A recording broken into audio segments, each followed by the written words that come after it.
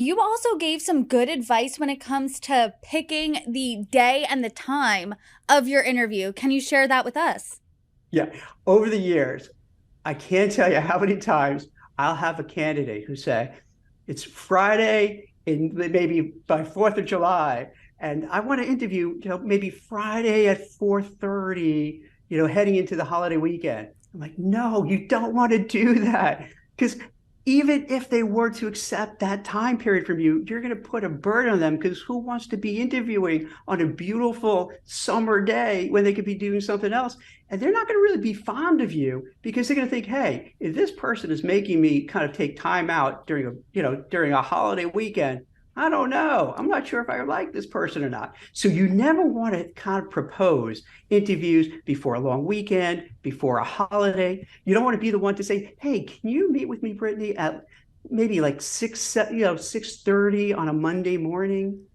Those are people will accept those invitations to do it because they feel they should, but the interviewers are not going to be happy, and you're not starting off on the good foot. Yeah, I mean, I have begrudgingly accepted a 4:30 p.m. meeting on a Friday, but I haven't been a fan of it. And can anyone honestly say that their head is 100% in the meeting, 4:30 on a Friday, the Friday before Memorial Day weekend? No, no one can say that that's exactly exclusively what they're focused on.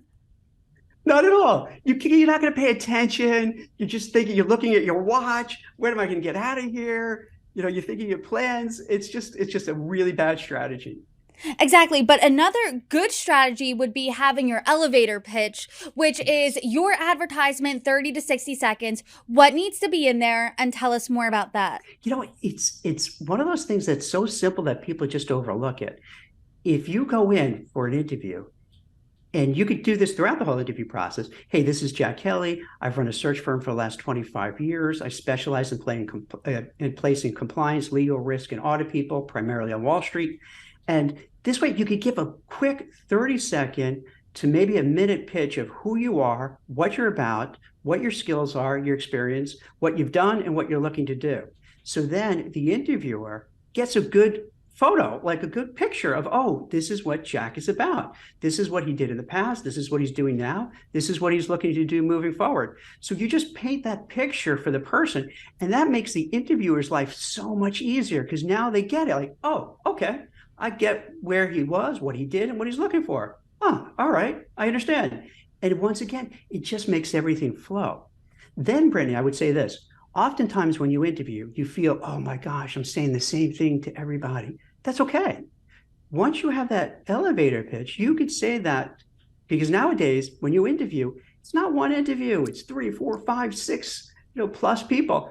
So you could say the same thing pretty much to each person, but you kind of tweak it. If it's the HR person, you tweak it a little bit. If it's the hiring manager, you tweak it towards that person. If it's somebody they just brought into the mix because for whatever reason, you can try to then tweak it for that person. So you have your core elevator pitch, but you modify it throughout the whole process. And the elevator pitch is so important. It's a good, like, Sparks Notes version of yourself to Yes. jump off of. And let's say then you want to practice for the interview. Where do you even start? A couple of things. One, you could get a hold of, and you can get it anywhere online. Just traditionally asked questions. Where do you see yourself in 5 years? Why do you want this job? What makes you the right person for this job?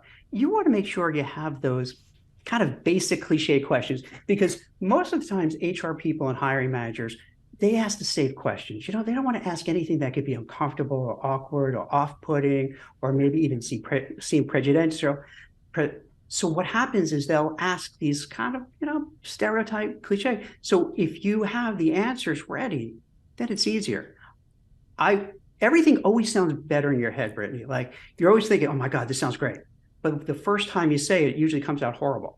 So you want to role play it. You want to find a friend, a colleague, somebody you could just go through it. So you can answer some of the questions, you role play it, and then you do it a number of times so you feel, really comfortable with your answers. Definitely. I can't speak to enough. Everything does always sound better in your head. So it's good to get it out, do a few practice runs, make sure that it sounds good. But now let's say it's the morning of the interview. Let's say your interview's via Zoom. What should you do? What I suggest is that you don't wait till the last minute.